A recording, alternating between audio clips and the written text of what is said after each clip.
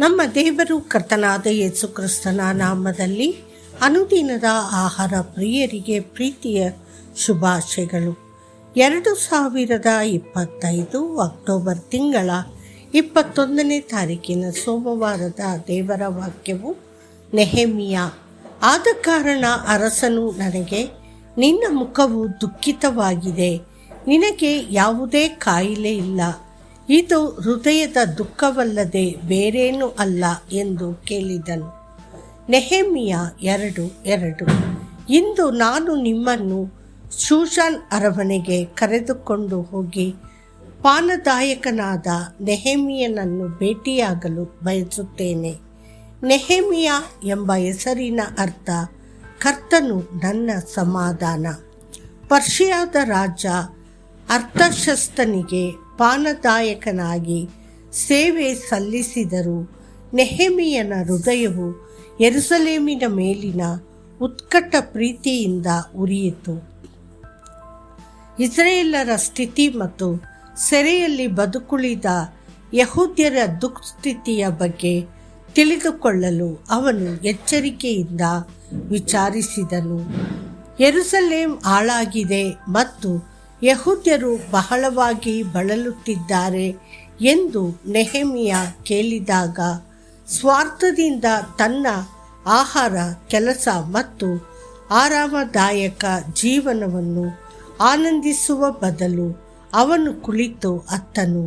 ಅವನು ಸ್ವರ್ಗದ ದೇವರ ಮುಂದೆ ದಿನಗಳವರೆಗೆ ದುಃಖಿಸಿದನು, ಉಪವಾಸ ಮಾಡಿದನು ಮತ್ತು ಪ್ರಾರ್ಥಿಸಿದನು. ನೆಹೆಮೀಯ 1:4 ಮತ್ತು 5. ಸತ್ಯವೇದವು ಹೇಳುತ್ತದೆ, ಒಬ್ಬರು ಮತ್ತೊಬ್ಬರ ಭಾರವನ್ನು ಹೊತ್ತುಕೊಳ್ಳಿರಿ, ಹೀಗೆ ಕ್ರಿಸ್ತನ ನಿಯಮವನ್ನು ನೆರವೇರಿಸಿರಿ. ನಾವು ಒಬ್ಬರಿಗೊಬ್ಬರು ದುಃಖಗಳನ್ನು ಹಂಚಿಕೊಳ್ಳಲು ಮತ್ತು ಒಬ್ಬರಿಗೊಬ್ಬರು ಮಧ್ಯಸ್ಥಿಕೆ ವಹಿಸಲು ಕರೆಯಲ್ಪಟ್ಟಿದ್ದೇವೆ. ಅಂತಹ ಶ್ರದ್ಧಾಪೂರ್ವಕ ಪ್ರಾರ್ಥನೆಯು ಖಂಡಿತವಾಗಿಯೂ ಬಿಡುಗಡೆ ಮತ್ತು ಶಾಂತಿಯನ್ನು ತರುತ್ತದೆ. ನೆಹೆಮೀಯನ ದುಃಖಿತ ಮುಖವನ್ನು ಕಂಡ ರಾಜನು ಆಶ್ಚರ್ಯಚಕಿತನಾದನು. ನೆಹೆಮೀಯನು ಯಾವಾಗಲೂ ಹರ್ಷಚಿತ್ತದಿಂದ ದ್ರಾಕ್ಷಾರಸವನ್ನು ಬಡಿಸುತ್ತಿದ್ದನು. ಆದ್ದರಿಂದ ರಾಜನು ಕಳವಳದಿಂದ ಆತನನ್ನು ಕೇಳಿದನು, ನಿನಗೆ ಯಾವುದೇ ಕಾಯಿಲೆ ಇಲ್ಲದ ಕಾರಣ ನಿನ್ನ ಮುಖ ಏಕೆ ದುಃಖವಾಗಿದೆ? ನೆಹೆಮೀಯ 2:2. ನಮ್ಮ ಕರ್ತನಾದ ಯೇಸು ಕ್ರಿಸ್ತನು ಯಾವಾಗಲೂ ಆತ್ಮದಲ್ಲಿ ಸಂತೋಷದಿಂದ ತುಂಬಿದ್ದನು. ಲೂಕ 10:21. ಅವನನ್ನು ಬಿಳಿ ಮತ್ತು ಕೆಂಪು ಎಂದು ವಿವರಿಸಲಾಗಿದೆ, ಆದರೆ ಅವನು ಮಾನವ ಕುಲದ ಪಾಪಗಳು ಮತ್ತು ಅಕ್ರಮಗಳನ್ನು ಹೊತ್ತುಕೊಂಡ ಕಾರಣ ಅವನು ದುಃಖದ ಮನುಷ್ಯನಾದನು. ಖಂಡಿತವಾಗಿಯೂ ಅವನು ನಮ್ಮ ದುಃಖಗಳನ್ನು ಹೊತ್ತುಕೊಂಡನು ಮತ್ತು ನಮ್ಮ ದುಃಖಗಳನ್ನು ಹೊತ್ತನು. ಯೆಶಾಯ 53:4.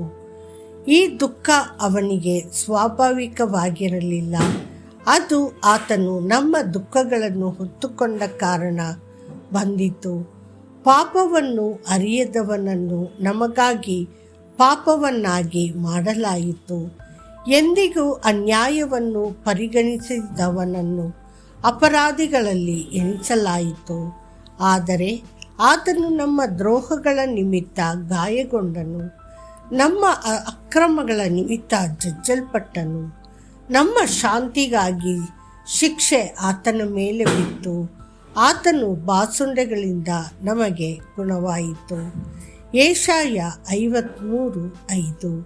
ನೆಹೆಮೀಯನ ದುಃಖಕ್ಕೆ ಕಾರಣವನ್ನು ರಾಜನು ಅರ್ಥ ಮಾಡಿಕೊಂಡಾಗ ಅವನಿಗೆ ಅನುಮತಿ ಮತ್ತು ಯೆರೂಸಲೇಮನ್ನು ಪುನರ್ನಿರ್ಮಿಸಲು ಅಗತ್ಯವಿರುವ ಎಲ್ಲ ಸಂಪನ್ಮೂಲಗಳನ್ನು ನೀಡಿದನು.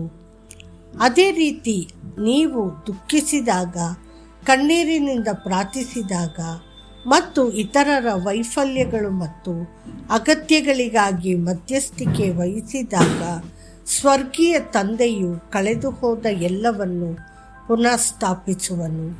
ದೇವರ ಮಕ್ಕಳೇ, ನೆಹೆಮೀಯನ ಭಕ್ತಿ ಮತ್ತು ಉತ್ಸಾಹವು ನಿಮ್ಮಲ್ಲಿಯೂ ಕಂಡುಬರಲಿ.